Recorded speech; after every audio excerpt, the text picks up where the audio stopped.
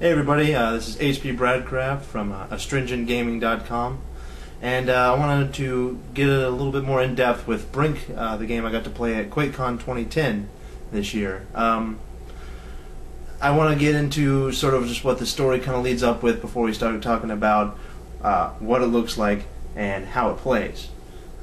Basically, in the near future, 2012, scientists and sort of the great minds of today wanted to sort of build a greener sort of island off to the side so that they can work on things like sustainable living and stuff like that, because the threat of global warming is impending and things like that. And then as they're building that, the rich and wealthy and powerful and those that get to make the decisions because they make the big bucks are also there building themselves their own recreational paradise.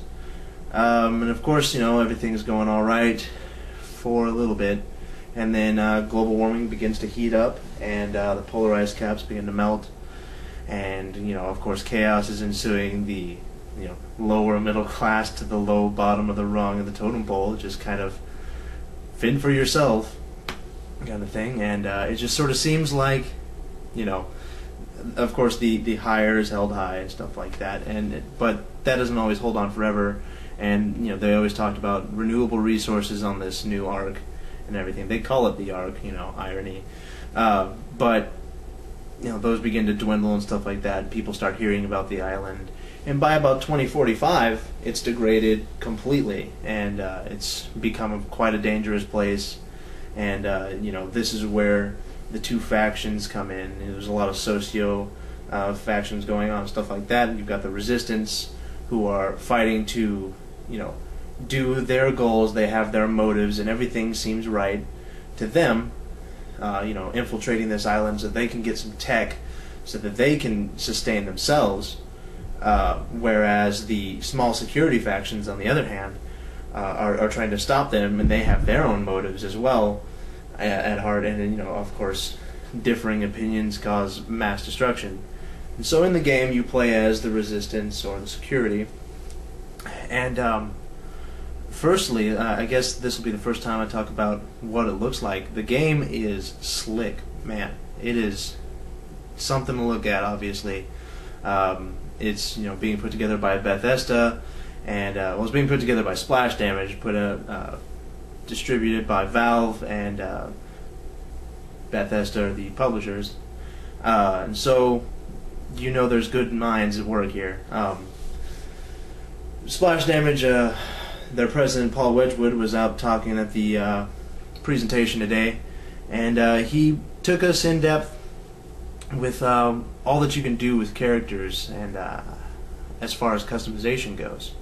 Now, if you like having your own sort of facial features put in the game, and I've seen even Tiger Woods Golf will have skin mapping and stuff like that, so you can have your actual face when you're staring at the ground swinging a golf club. For whatever reason, that's a good idea. I think that, but in this case, there are tons of facial features to choose from, and then on top of that, there's tone colors to choose from as well. And that goes not just your head, not just your hair, but all the way across your body. And even within that, there's customizations. And that goes, and there are two drastically different styles. Security, of course, will have their official garb, and then the resistance will have, since they're clinging to life, they'll have, tacked on pieces of clothing, and stuff like that, and combat gear, sort of bonded militia clothing and stuff like that. Those people will, they'll have their own garb and stuff like that, and there's tons of unlockables. And you think that, okay, cool, and then I get my choice of, 20 guns to choose from for my loadouts. And you do. You get, you have your different types of primary weapons. From what we saw, it was very low level, but when I got to play, I was about level 15. There was about, I want to say about 20 to 30 weapons for me to look at that point. And then you go over to secondary weapons, and there's about 20, 30 weapons to choose from there. But within each weapon, you've got, I believe it's 4 different customizable sections of each gun. You've got your top section for your sights. You've got silencers and other additions. You've got bottom racks for holding more clips, or a grenade launcher, or handlebars for stability. And then you've got your clip size yourself. You've got people who are sort of just they're used to like running in and spraying their gun and just like, I'll reload once I've killed everyone. For those people, you can get yourself a greater mag, and it just works for tons of different play styles. Of course, all those things have stat-based systems that have their own advantages and disadvantages, and so it just makes for a lot of customization, and it makes the missions, once they start, a lot more a different experience every time, because even at different levels, however you set your setup up works for you, and not just setup A, B, C, D, sniper rifle, rocket launcher, that kind of thing. Within the game, each of the two factions have 4 classes, and these are the same across the board. You've got the soldier, you have the medic, you have the engineer, and you have the operative. Now, soldier, medic, engineer, these all sound familiar. You kind of all know what their roles are like. You hear operative, and you think, at least I thought when I heard it at first, oh yeah, soldier, medic, engineer, operative. I mean, that's basically Team Fortress, whatever. But there aren't 9 classes. But within that, the soldier can plant bombs in sections in order to open up new routes. He's also, your main fighter guy. He's got the ability to stand on the front lines, and there's abilities that you can take, which I'll get to in a second, that he can take to support his friends. He can toss ammo. He can set up just all sorts of stuff. He's got Molotov cocktails. It's pretty amazing. The medic, of course, not only has the ability to heal you, he can buff you past your original health, and he can also throw you revive syringes while you're out on the battlefield. That way you don't have to wait and start the spawn room every time you happen to get fragged out there on the battlefield. So there's that in the medic. The engineer can hack and run machinery, and he can also build sentry turrets and stuff like that. He can also boost damage from his friends.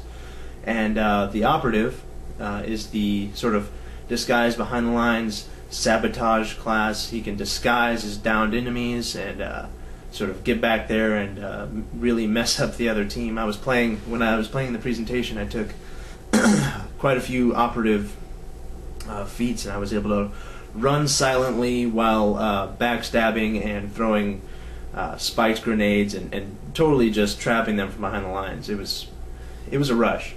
From there, we've got those 4 classes are decked out, and they're made individual by the amount of abilities that you can take. Now, there's general abilities, and then you've got the 4 class abilities, and you level up through an experience system. And the experience system, of course, you can do that by going by yourself through the campaign, or you can do it in multiplayer.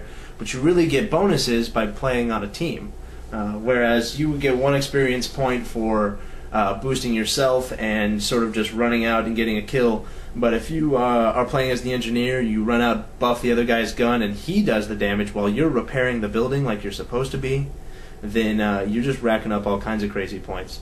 And that allows you to unlock more abilities. It unlocks more guns. I'm sure later, whenever they've got the game actually out, you'll be able to unlock levels and stuff like that. And just, it encourages you to play on a team. And that's one of the things I find fantastic about sort of the way the gaming industry is going right about now.